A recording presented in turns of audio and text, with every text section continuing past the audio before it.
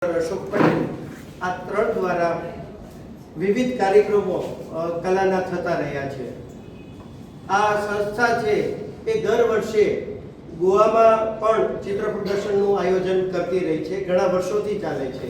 એ સિવાય સિમલા હોય, નેપાળનો પણ હવે પ્રી પ્લાન ચાલી રહ્યો છે કે ગુજરાત નહીં, ભારત નહીં પણ ભારત બહાર પણ આ ચિત્ર પ્રદર્શનો જાય અને ત્યાં પણ આપણા ભાવનગરની અને ગુજરાતની કલા પ્રસારિત થાય એ માટેના આ પ્રયત્નો ચાલુ છે।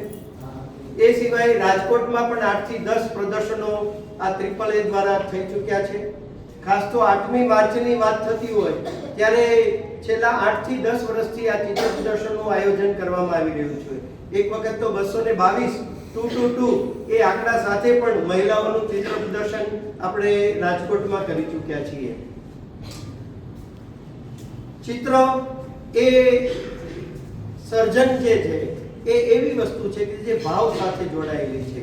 આમ તો આપણા સંસ્કૃતના ભારતીય ગ્રંથોમાં ઉલ્લેખ છે કે કલાના 6 અંગો ખૂબ અગત્યના છે। એ 6 અંગો પૈકીનું એક મહત્વનું જે ભારતીય કલાએ સ્વીકાર્યું છે એ છે ભાવ, લાગણી।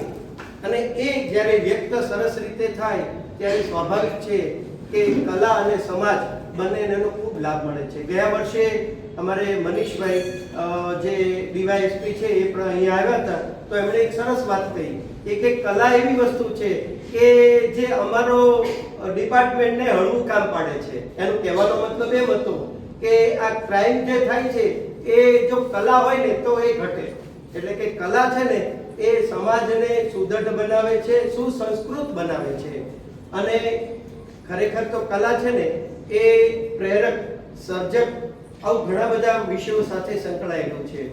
વધુ વાત ન કરતા હું મહેમાનોના સ્વાગત માટે સૌથી પહેલા શ્રુતિબેનને વિનંતી કરું કે તેઓ આવે અને નેહલબેનનું ગુલદસ્તાથી સ્વાગત કરે।